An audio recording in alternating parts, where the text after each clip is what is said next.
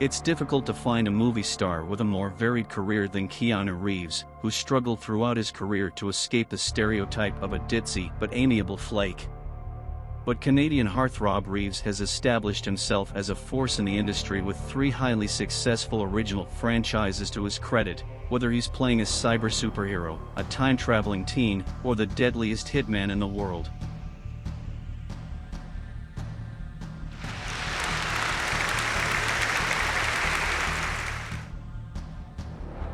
The Devil's Advocate, 1997.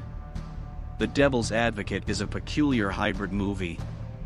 It's a mixture of paranormal horror movie, John Grisham-style legal drama, psychological character study, and Paradise Lost homage.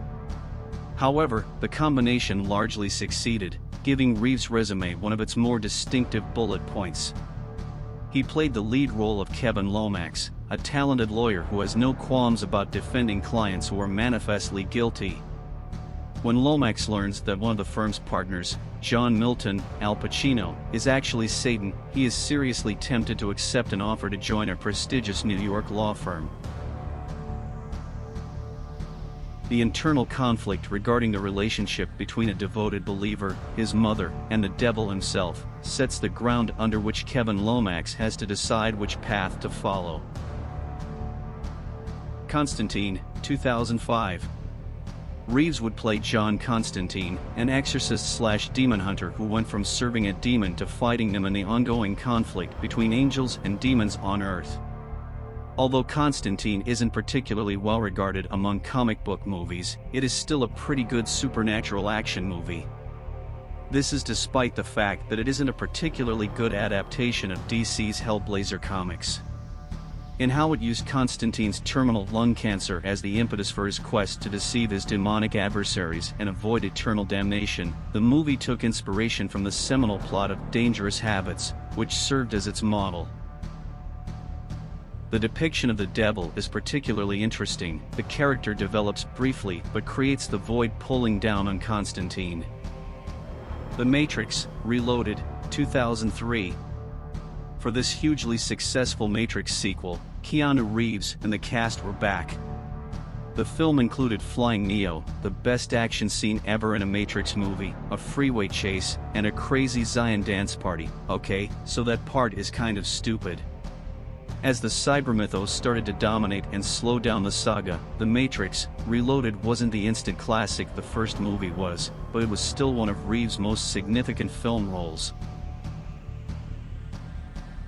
Sadly, in this iteration, the special effects are poor at best in some sequences, mostly on the clothing. Also, the image/action overload leaves little to the imagination, creating voids in the story. Favoring the action, the sequences are longer than necessary.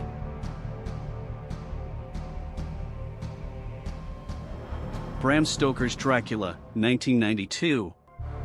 Fair enough. Keanu Reeves accepted criticism for his portrayal of Jonathan Harker in Francis Ford Coppola's opulent, spooky 1992 Dracula movie.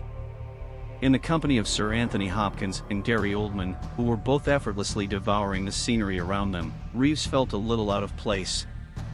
However, none of this affects the movie itself, which is still regarded as one of the best examples of prestige horror from the early 1990s. It also makes a fantastic vampire film. Keanu looked weak and with little to add to the story. Its interventions are confusing and his facial expressions went from dull to comic. It was evident Reeves was intimidated by Coppola and his fellow actors, not to mention the impressive presence of Monica Bellucci, which caused Reeves to dilute. Point Break, 1991. Point Break was released before the Fast and the Furious series and before Catherine Bigelow began producing somber war dramas like The Hurt Locker and Zero Dark 30. A decade earlier, and with surfing as the preferred sport of the thrill seekers and criminals, Point Break essentially follows the same plot as the first Final Fantasy film. Here Reeves commands a strong presence, creates a perfect balance with Patrick Swayze, and perfectly adapts to the script almost if it was meant to solidify his character to take the next step up. This is a crucial moment, where Keanu rises above his generation and gives us a taste of the good things to come. John Wick, 2014. It's up to each fan to choose their favorite John Wick movie out of the 3 that have been released so far, but for the sake of simplicity, we're going to use the first one from 2014 because it's a thrilling, straightforward revenge film about a hitman who gun-fu everyone into an early grave after his dog, a gift from his late wife, is killed. Keanu became a murderous machine and a new hit franchise was created without having to worry about having to prove his mettle as an action star all over again. Philosophically, John Wick is a story of redemption, where a dark soul gets a glimpse of hope, and suddenly gets cheated on by destiny, unleashing all his fury. Here the possibility to overcome an unsurmountable force is slim, but we all hope it gets there somehow. Bill and Ted's Excellent Adventure, 1989. For better or worse, Reeves' career in the late 1980s and early 1990s was defined by Bill and Ted's Excellent Adventure. Ted Theodore Logan, played by Reeves, is a likable but stupid character, and Billis Preston Esq, played by Alex Winter, is an equally silly character. Speed, 1994. One of the best, most entertaining action films ever made is Speed. With high-octane set pieces and an excellent supporting performance from Sandra Bullock, it is a suspense-driven stunt extravaganza that made the most of its simple premise. As Jack Traven, a member of the LAPD SWAT team, Reeves gave an impressive performance befitting an action hero. Traven is in the spotlight when a rogue bomber, Dennis Hopper, hijacks a city bus, holding millions of people hostage while the bus is compelled to travel at a speed of over 50 miles per hour at all times, or else, kaboom. Speed ended up being one of the surprise hits of the mid-90s action scene, which helped Reeves establish himself as a star.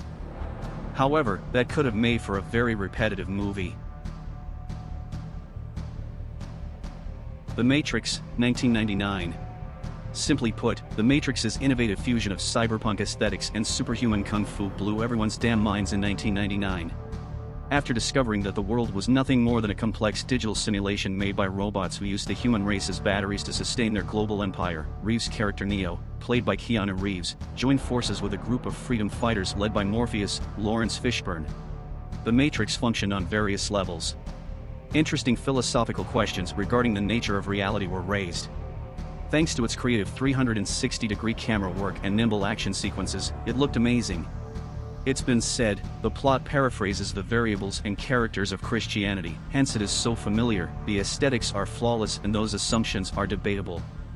Nevertheless, a perfect balance between the argument and the action created a compelling classic film for the ages. Come back often, we talk about icons, secrets, and interesting data from movies all the time. Thanks for watching.